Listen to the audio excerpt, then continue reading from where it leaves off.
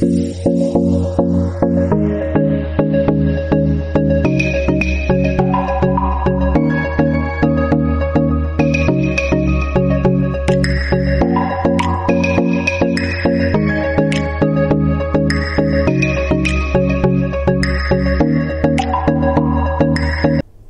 नमस्कार, मैं हूं शैलेंद्र सिंह और आप देख रहे हैं हमारा YouTube चैनल शब्द शैलेंद्र सिंह। आज हमारे साथ खास मेहमान हैं दीपिका श्रीवास्तव जी, जो फिल्म इंडस्ट्री से हैं। वैसे वो आगरा की रहने वाली हैं, आजकल लखनऊ आई हैं। कुछ राजनीतिक उठापटक के दौर में जो चुनाव आ रहे हैं उनमें उनका भी एक नया रोल शुरू होने वाला है। फिल्म इंडस्ट्री में दीपिका जी का करियर कैसे शुरू हुआ और आगे उनकी क्या प्लानिंग है, इस बारे में आज हम बात करेंगे। स्वागत करते हैं दीपिका जी, बहुत बहुत आपका स्वागत है। नमस्कार। कैसा लगा लखनऊ, पहले तो ये बताइए, बहुत दिन बाद आप आई हैं। हाँ, ये काफ़ी अच्छा है और इतना ज़्यादा चेंज हो गया है, मुझे लग ही नहीं रहा कि हम लखनऊ में बैठे हुए हैं। अच्छा, हाँ। तो कैसे लखनऊ आना हुआ? सुना आप कुछ राजनीतिक गतिविधियों में हिस्सा लेने जा रही हैं। हाँ, अगर हमारे पास कुछ ऐसे ऑफर्स हैं तो मैं चाहती हूँ कि देश और समाज के लिए अगर कुछ किया जाए तो ज़्यादा बेटर है, क्योंकि अगर हम एज ए प्रोड्यूसर इंडस्ट्री में काम कर रहे हैं तो वो भी हम समाज सेवा ही कर रहे हैं, लोगों को चांस दे रहे हैं। और ये भी हमारा फील्ड हमारे लिए कोई नया नहीं है, मगर हाँ कोशिश करेंगे इसमें भी कुछ अच्छा कर जाए। अच्छा, मतलब पहले आपकी राजनीति में रुचि रही है या कोई बैकग्राउंड है? शैलेंद्र जी, ये मेरी ज़िंदगी में एक चीज़ रही है कि बचपन से मेरा एक सपना था हीरोइन बनने का। नेता बनो या तो अभिनेता बनो या फिर नेता बनो लाइफ में। अभिनेता बन लिए, प्रोड्यूसर भी बन लिए, तो अब मेरा ऐसा मानना है कि अब राजनीति में भी थोड़ा सा इंटरेस्ट लेना चाहिए, क्योंकि मेरी जो अंदर की जो भावना है उनमें एक ही चीज़ है कि कुछ करना चाहिए। मतलब हम समाज में अगर हम इस लायक हैं तो समाज के लिए करना चाहिए, ये मेरा ऐसा मानना है। कुछ खास विचारधारा के साथ जुड़ के काम करना है। कैसा सिनेरियो अभी लग रहा है आपका राजनीति में, जो दिख रहा है राजनीतिक? देखिए, राजनीति की बात, देखिए मुझे बहुत ज़्यादा इसके बारे में नॉलेज नहीं है, मगर हाँ मैं इतना जानती हूँ कि अगर कोई भी पार्टी अगर हमसे कहेगी कि ये चीज़ करनी है या समाज के लिए कुछ अच्छा करना है, भविष्य लोगों के लिए कुछ करना है, तो डेफिनेटली उनका हम साथ ज़रूर देंगे और कोशिश करेंगे जितना हमसे अच्छा से अच्छा हो पाए वो मैं कर सकूं। जी, मतलब आपका मतलब है कि अगर समाज सेवा करनी है तो राजनीति के जरिए वो हो सकता है। हाँ, वो ज़्यादा इजी रास्ता है समाज सेवा करने के लिए, क्योंकि आज हमारे इतने भी बड़े देश, कितने सारे पॉलिटिशियन वो लोग काम कर रहे हैं क्योंकि समाज सेवा ही कर रहे हैं वो लोग। कोई अपने लिए नहीं जीता है, मगर समाज के लिए करना पड़ता है। अच्छा, आपने जितना देखा है राजनीति में महिलाओं की क्या स्थिति है, किस तरीके से वो काम कर रही हैं? मैं अगर अपनी सोच के हिसाब से अगर कहूँ तो एक महिला घर चला सकती है, बच्चे संभाल सकती है, पति को अच्छे से रख सकती है, टीचर बन सकती है, मतलब किसी भी फील्ड में जब काम कर सकती है तो महिला कुछ भी कर सकती है। तो ये राजनीति उसके लिए कोई बड़ी चीज़ नहीं है। आज हमारे देश में महिलाएं ने जिन्होंने राजनीति किया है, मतलब देश के प्रधानमंत्री भी रही हैं, और हर क्षेत्र में ऐसा नहीं है, बड़े बड़े बलिदानों में भी महिलाओं का सबसे बड़ा योगदान है। हाँ, तो क्योंकि हम तो बुंदेलखंड से हैं तो हमारा तो पता ही है कि वहाँ की हमारी वहाँ की तो अलग ही हिस्ट्री है। बुंदेलखंड की तो मिट्टी ही जो है वो क्रांतिकारी है, तो वो कहीं ना कहीं हमारे अंदर भी वो रहती है, चाहे आप कुछ भी हो जाए, क्योंकि जिस धरती पे हम जन्म लेते हैं उस धरती का कुछ ना कुछ योगदान तो होता ही है हमारे शरीर के ऊपर जी। तो यही। तो आपका जन्म आगरा हुआ? जी, हमारा जन्म कानपुर हुआ था। अच्छा। और हम बचपन से आगरा में ही रहे हैं, आगरा, फिरोजाबाद। तो मोस्टली हमारा एक जगह टिकना नहीं हुआ पापा की वजह से, तो सब जगह घूमते रहे हैं, बस घूम ही रहे हैं। अच्छा, तो ये कब सोचा कि अब हीरोइन बनना है? ये बचपन में सपना कैसे आया था? देखिए, सबके माँ बाप बोलते हैं बेटा क्या बनोगे, बेटा क्या बनोगे, तो हम भी वही बोलते थे, हीरोइन बनना, मुंबई जाना। अच्छा। तो हमारी जर्नी, मतलब बचपन से एक ही चीज़ बोलते हैं ना, कि मतलब जो आप बोलते रहो वही हुआ मेरी लाइफ में। मतलब तो बॉम्बे कब पहुंची आप आगरा से? बॉम्बे में 2008 8 में पहुंच गई थी वहाँ अच्छा पे। जी। फिर वहाँ फिल्मों में कैसे काम शुरू किया, क्या संघर्ष किया आपने? जी, वहाँ पे जब मैं पहुंची, क्योंकि मैं पहले आगरा में मॉडलिंग करती थी, जी। तो मिस यूपी का मैंने अवार्ड जीता था, जिसमें मैं काफ़ी सारे शोज़, मॉडलिंग, बहुत सारे ब्रांड्स की मैं ब्रांड एम्बेसडर रही हूँ वहाँ पे। तो ये मैंने काफ़ी किया था। फिर मैं राज बब्बर की मैंने मूवी की थी, दिल हमको दीजिए, 2004 में मैंने वो फिल्म किया था, जिसमें हमारे लीड हीरो थे आर्य बब्बर और ग्रेसी सिंह वगैरह थे। अच्छा। उसमें हाँ, तो मैंने उसमें काम किया था। वो हमारी लाइफ की पहली मूवी थी, मगर उसी टाइम से हमें ऐसा लगा था कि नहीं, हाँ हम कुछ कर सकते हैं। तो एक कैमरा फेयर होता है, चीज़ें होती हैं वो लाइफ में निकल जाती हैं, क्योंकि जब आप काम करते हो। मगर फिर उसके बाद ये होता है ना कि हमारे पास कोई ऑप्शन नहीं है कि हम कहाँ करें, किधर करें। यहाँ तो चलो आए, हमने कर लिया, इसके बाद आप कहाँ जाएंगे। तो मैंने कुछ टाइम मैंने जॉब भी किया। जॉब करने के बाद फिर फिर मुझे ऐसा लगा कि बॉम्बे जाना चाहिए। और वहाँ पे कुछ ऐसी गतिविधियाँ चल रही थी चीज़ों को लेके, लोगों को लेके, तो बोलते आप यहाँ पे शिफ्ट हो जाइए, आइए। तो मैंने बोला ठीक है, चलते हैं। अच्छा। तो फिर मैं बॉम्बे शिफ्ट हो गई जाके, तब से फिर काम ही कर रही हूँ। फिर आप एक्टिंग के साथ साथ आप प्रोड्यूसर भी बन गई। हाँ। तो प्रोड्यूसर का काम कैसे शुरू किया ये? देखिए, इतने साल मैंने इतने सीरियल्स, इतनी फिल्म्स, इतना बॉलीवुड में मैंने काम किया है। काम करने के बाद क्या होता है कि हमें जिस फील्ड पे जाना चाहिए हम वहाँ नहीं पहुँच पाते हैं, क्योंकि 100% फैक्ट है। क्योंकि हमें इतना लाइफ, क्योंकि हमारे पीछे कोई बैकग्राउंड नहीं है और हमारे पास कोई पीछे बैकअप नहीं है। मतलब किसी ना गॉडफादर है, जिस तरीके से बोलते हैं बॉलीवुड इंडस्ट्री में, गॉडफादर होते हैं तभी लोग सक्सेस होते हैं। ये हकीकत बात है, इसमें कोई झूठ की दो राय नहीं है। और जिनका खानदान ऑलरेडी उसमें हो बॉलीवुड इंडस्ट्री में, उन्हीं लोगों को ज़्यादा प्रेफर दिया जाता है। तो मैंने बहुत जगह ऐसा मैंने देखा, कई जगह सीरियल्स में हमारे रोल फाइनल हुए, फिर एंड में उसको पता लगा रातों रात किसी और को कास्ट कर दिएगा, ये हुआ।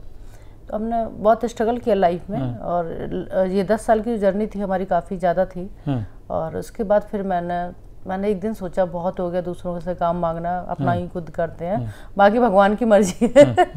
तो फिर मैंने कंपनी अपना स्टार्ट किया और फिर ये प्रोडक्शन करना मैंने स्टार्ट किया था। मगर एक एक्टर से प्रोड्यूसर बनना ये बहुत ज़्यादा डिफिकल्ट होता है। क्यों? क्योंकि जब हम सेट पे पहुंच जाते हैं तो हमें तो स्क्रिप्ट मिल जाती है, वहाँ मिल जाती है। हमें क्या, स्क्रिप्ट पढ़ लिया और उस कैमरे के सामने डायलॉग बोलने हैं, आपको एक्टिंग करनी है।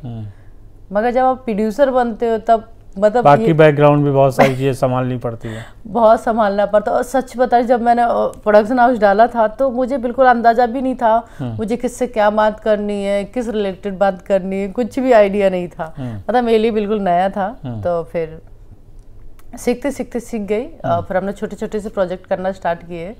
हाँ, छोटे छोटे से स्टार्ट किया, फिर हमें समझ में आ गया कि कैसे काम होता है, क्या करना है एक्चुअली।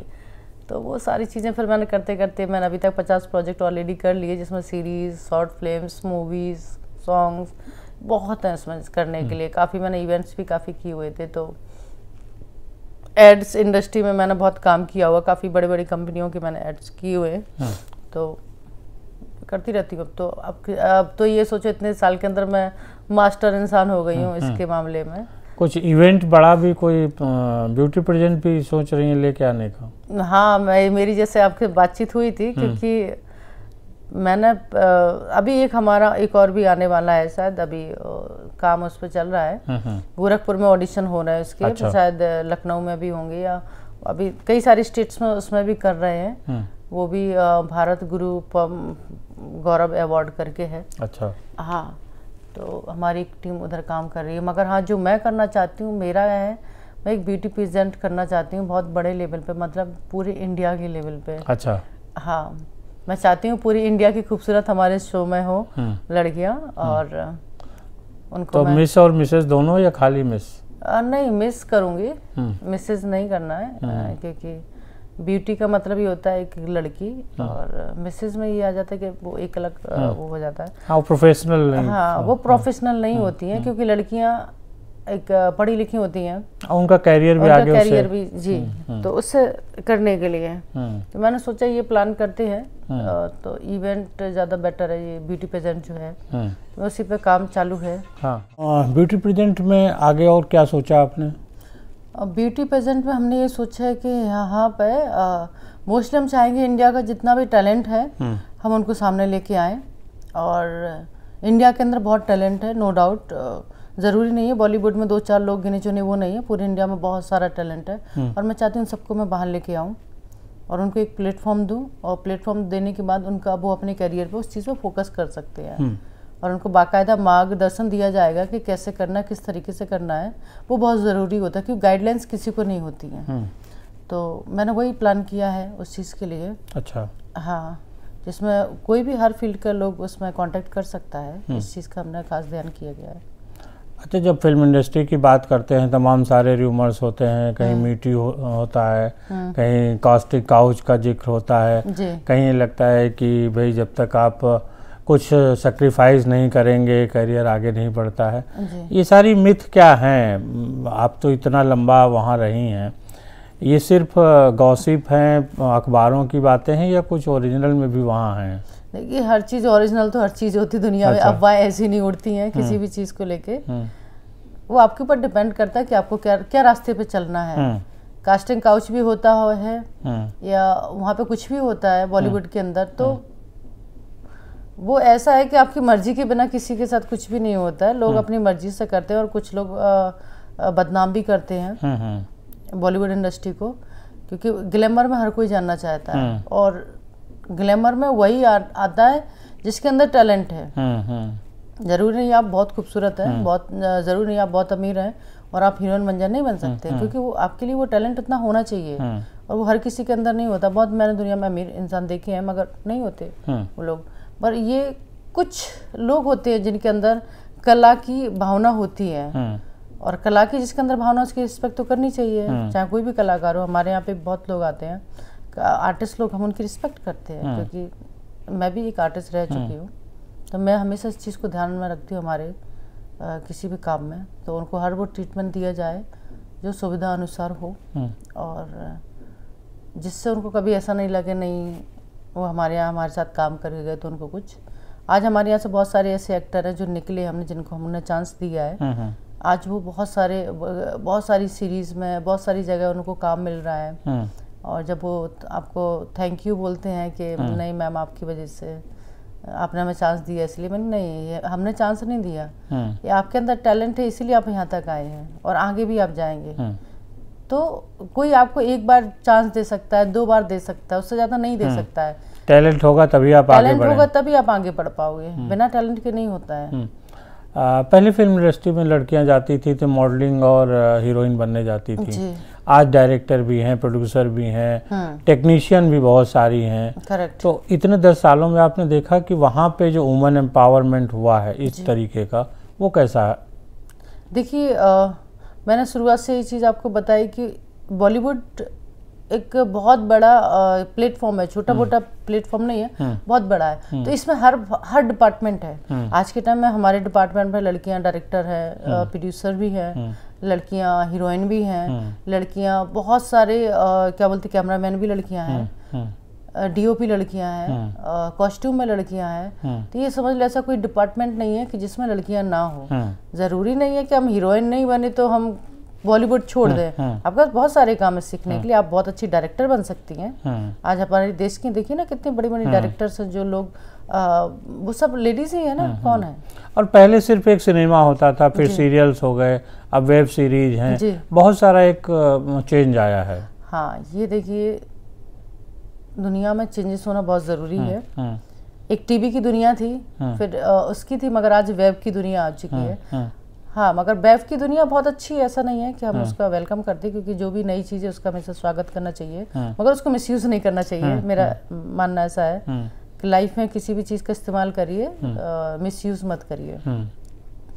तो उससे हमारे बॉलीवुड पे बहुत फ़र्क पड़ा है, क्योंकि उसकी वजह से हमें बहुत सारे प्रोजेक्ट मिलने लगे हैं, बहुत सारे एक्टरों को काम मिलने लगा है, और नई एक अलग दिशा चालू हो गई, क्योंकि एक टाइम ऐसा था कि टीवी सीरियल इंडस्ट्री पे कुछ लोग थे जो कब्जा करके बैठे हुए हैं, वो आज भी बैठे हुए हैं, पर आज वेब आ गया है तो बाकी के लोगों को भी चांस मिलता है। अगर जैसे हम नए हैं बॉलीवुड में, बॉलीवुड नए प्रोड्यूसर ऐसे हम काम करते तो हमारे लिए भी बहुत सारे स्ट्रगल होते हैं, कोई छोटी चीज़ नहीं है, क्योंकि हमारे बड़े बड़े ऊपर भी बहुत बड़े बड़े लोग, कंपटीशन हर जगह होता है। और सबसे ज़्यादा चीज़ ये होती है कि लोग ऐसा सोचते हैं कि नहीं ये हमसे आगे नहीं निकल पाए। ये दुनिया में हर जगह हर इंसान के अंदर ये हीन भावना वाली फितरत है, नो डाउट, इसको हम कभी डिनाई नहीं करते। लोग बोलते हैं क्योंकि मुझे बड़ी बड़ी बातें नहीं करनी आती है, मैं सीधा बोलना पसंद करती हूँ। ये सब चीज़ों में हर जगह कॉम्पिटिशन होता है। कॉम्पिटिशन क्यों होता है? क्योंकि हर इंसान चाहता है कोई इससे आगे ना बढ़ पाए। आपकी और कुछ हॉबीज़ हैं इन सब के अलावा? इन सब के अलावा मुझे घूमना बहुत पसंद है, और घूमने के अलावा सीरीज़ देखना बहुत अच्छा लगता है मुझे। मैं नेटफ्लिक्स मुझे बहुत ज़्यादा पसंद करती हूँ। बॉलीवुड में शायद इतनी अच्छी फिल्में नहीं बनती है जितनी अच्छी मैं उनको देख सकूँ। तो ठीक है, कुछ कुछ अच्छी लगती है, कुछ कुछ नहीं लगती हैं। आपके फेवरेट आर्टिस्ट और कौन रहे हैं फिल्म इंडस्ट्री में? सच पूछे तो मेरा फेवरेट इंसान कोई भी नहीं है, ठीक है, क्योंकि मैं किसी को फेवरेट नहीं मानती हूँ। इसका रीज़न ये, कौन आदमी कैसे अपनी ज़िंदगी करके वहाँ पहुँचा है, तो मैं वो अपना रोल मॉडल कभी भी नहीं बनाना चाहती हूँ। मैं अपने आप में ही हूँ, वो ज़रूरत नहीं है कि कोई मेरा। हाँ, मेरे माँ बाप हैं, उनका आशीर्वाद हमारे साथ में है, मेरे भाई बहनों का हमारे साथ में प्यार है, और हमारी मेहनत है बस। और जिस जज्बे से मैं काम कर रही हूँ, मेरे लिए मैं अपने आप को ही रोल मॉडल मानती हूँ, मैं किसी को भी नहीं मानती रोल मॉडल मेरे लिए। तो 2022 के चुनाव में हमको कुछ लगेगा आपको यूपी के लोग देखेंगे किसी और रोल में भी? देखिए, हो सकता है, कोई पता नहीं है। कहते हैं ना, ब्रह्मांड में जो कुछ लिखा है वो होने ही वाला है, उसमें हम कुछ भी नहीं कर सकते हैं। हम तो सिर्फ इतना चाहते हैं कि जो हमें आदेश मिलते हैं हम वही काम करेंगे। अगर हमारी ज़िंदगी में लिखा है कि हम इस समाज सेवा को बहुत ज़्यादा आगे करें, तो डेफिनेटली कुछ ना कुछ तो करेंगे। तो चलते चलते अपने चाहने वालों को कुछ और कहना चाहती हैं? हाँ, हम अपने चाहने वालों को एक ही बात बोलना चाहते हैं कि अपने सबसे पहले अपने स्वास्थ्य का ध्यान रखिए। दूसरी बात ये है, अपनी सोच को थोड़ा सा अच्छा बनाइए, अपने बच्चों को, अपने फैमिली को लेकर जागरूक करिए, चीज़ों को लेकर डराइए मत। और हर फील्ड लड़कियों के लिए बहुत अच्छा है, मगर केयरफुली आप उनको चीज़ें समझा सकते हैं। आपकी ही बेटी है, आपके ही बच्चे हैं, तो उनको क्या होता है कि आपको ही गाइड करना है, कि पड़ोसी गाइड करने नहीं आएगा। तो अपने बच्चों को समझाइए और उनको अच्छे संस्कार दीजिए, क्योंकि आज हमारे देश के अंदर अगर कहीं पे भी हमारे चर्चा है तो हमारे धर्मों के हिसाब से और हमारे संस्कारों के हिसाब से। तो हम यही चाहते हैं कि अपने बच्चों को हर वो चीज़ सिखाएं और फ़ोनों से थोड़ा सा दूर रखें, वो ज़्यादा बेटर रहता है, क्योंकि वही उम्र होती है ग्रोथ करने की, और वही उम्र होती है अपने आप को सेटल करने की। तो हो सकता है कि नवरात्रि में अपने बच्चों के तकिए के नीचे डॉल रखिए और कहिए कि अरे सुबह माता रानी डॉल रख के गई हैं, जैसे कि क्रिसमस में लोग बोलते हैं कि सेंटा गिफ्ट दे के गया। तो हमारे गुड्डेस, हमारे देवी देवता इतने हैं, तो आप जिनको आप मानते हैं, आप बच्चों को वो सिखाइए कि नहीं उन्होंने ऐसा किया, ताकि उनको हमारे धर्म, हमारे संस्कार पे उनकी आस्था बनी रहे, क्योंकि वो बहुत ज़्यादा जरूरी, क्योंकि जो हमारी जड़ें हैं वही सब कुछ है जी। तो मैं हमेशा यही चाहती हूँ कि जो भी है अपने फैमिली, अपने बच्चे जो भी है आसपास, उनको सही गाइडेंस करें। और जितनी इज़्ज़त औरतों की होती है उतनी ही मैं इज़्ज़त आदमियों की करती हूँ। मेल का हमारी ज़िंदगी में बहुत बड़ा योगदान होता है। तो चाहे हमारे फादर हों, हमारे ब्रदर हों, या हमारे हस्बैंड हो, या हमारे कोई भी, हमारे दोस्त भी हो सकते हैं, हमारे कलीग्स भी हो सकते हैं, कोई भी हो सकता है आपकी लाइफ के अंदर जी। तो उनकी रिस्पेक्ट उतना ही करें जितना वो हैं, उनको भी सम्मान देना बहुत ज़रूरी है। हम नारी है, शक्ति है, तो वो भी छोटे मोटे देवता तो है ही सही बात है जी। और इस टाइम जो कोरोना चल रहा है, और क्योंकि मैं ऐसा सोचती हूँ जितनी अपनी सोच को पॉजिटिव रखेंगे उतना ही सब कुछ अच्छा होगा। और सिर्फ बचाव करिए अपना, और उसको हावी मत होने दीजिए कभी भी अपनी ज़िंदगी पे। और मैं नहीं चाहती हूँ मुँह से ऐसे कोई शब्द निकालिए जिसकी वजह से आपके बॉडी पे असर कर रहे हैं, नेगेटिविटी आए। तो वो बहुत ज़रूरी है इस चीज़ पे कि लोगों को ये पता होना चाहिए, नहीं हम जिस चीज़ पे बातें करते हैं, ये चीज़ें हम जो अपने मुंह से बोलते हैं, तो वो सब चीज़ हमारी बॉडी पे बहुत इफ़ेक्ट करती है। वो उनको जागरूक होना चाहिए इस चीज़ के लिए। और मैंने तो रेकी भी सीखा हुआ है, तो मैं लोगों को यही ज़्यादा से ज़्यादा थोड़ा सा बोलती हूँ कि कुछ भी बोलने से पहले सोचिए तब बोलिए, क्योंकि वो इफ़ेक्ट हमारे आज आने वाले कल इस चीज़ों पर पड़ता ही पड़ता है। तो बहुत सोच समझ के चीज़ें करनी चाहिए लाइफ में, डिसीजन अच्छे लेने चाहिए लाइफ में, और अच्छी चीज़ का सहयोग करिए, किसी को बुरा मत बोलिए, क्योंकि तुम्हारे लिए चीज़ बुरी हो सकती, सामने वाले के लिए वो चीज़ अच्छी है। तो दुनिया में कोई चीज़ अच्छी और बुरी कुछ होता नहीं है। जिसके साथ अच्छा घटना हो गया तो वो अच्छा हो गया, वो किसी साथ नहीं घटा तो वो बोलेंगे नहीं होता है सब, नहीं होता सब। तो यही सब चीज़ें हैं। बाकी तो ये थी दीपिका जी के साथ हमारी बातचीत। और मैं आप सबको एक और चीज़ बताना चाहती हूँ कि इतने साल से लखनऊ में जब भी मैं पहला कदम रखती हूँ तो शैलेंद्र जी से मैं सबसे पहले कॉल करती हूँ कि मैं आ रही हूँ, और इतने साल बाद मुलाकात हुई। और मैं हमेशा यही चाहती हूँ कि शैलेंद्र जी के साथ में सब लोग मिलें, सहयोग करें और उनका चैनल आगे बढ़ाएं। बहुत शुक्रिया। और नए साल में कुछ नया रेवोल्यूशन लेके आए अपनी लाइफ के अंदर। आप क्या करना चाहते हैं नए साल में? पहले हम तो चाहते हैं कि हम चैनल के साथ और ग्रो करें। बिल्कुल, आपका चैनल ज़रूर ग्रो होगा। हाँ, तो हर इंसान की ये उम्मीद है कि उसने जो भी पौधा लगाया है वो बड़ा होना चाहिए और उसकी परवरिश अच्छी होनी चाहिए। तो मेरी बेस्ट विशेस है ये आपका चैनल बहुत अच्छे से जाए, और आप कभी बॉम्बे आइए तो बहुत सारे लोगों से आपके इंटरव्यूज़ वगैरह हम दिलवाते रहेंगे, आपको रहेगा। तो चीज़ें हैं, बाकी की हमारी टीम अभी आएगी कुछ टाइम में, काम स्टार्ट हो जाएगा तो यहाँ शूट वूट चलेंगे, तो मिलते रहिए। चलिए, बहुत शुक्रिया, है ना। हाँ दीपिका जी, आपका भी और सभी साथियों आपका भी बहुत शुक्रिया। दर्शकों, आप सब लोगों को मेरा नमस्ते और दिल से शुक्रिया। ये 2021 ये गया है, बहुत सारे लोगों ने बहुत कुछ खोया है, तो अपनी सेहत पे सबसे ज़्यादा ख्याल रखिए, क्योंकि नहीं हो दौड़ लगाइए, डाइट अपना प्रॉपर फॉलो कीजिए, गर्म पानी पीते रहिए, वो बहुत ज़रूरी है, मास्क लगाते रहिए। बाकी का अपने सोच अच्छी रखिए, और नए साल में कुछ नया धमाल करते हैं। नए साल की शुभकामनाओं के साथ, और आप सबको नए वर्ष की भी शुभकामनाएं, शैलेंद्र जी को भी शुभकामनाएं, और आपको भी बहुत बहुत शुभकामनाएं। मेरा यही है, बाकी हम भी चाहते हैं कि कुछ ना कुछ होता रहे लाइफ में। बहुत शुक्रिया सभी साथियों आपका भी, आपने इतने लंबे समय तक हमें देखा, और दीपिका जी ने का भी, जिन्होंने मुंबई से लखनऊ आते ही हमें ये अवसर दिया कि हम उनकी बातचीत आप लोगों तक पहुंचा सकें। बहुत शुक्रिया जी।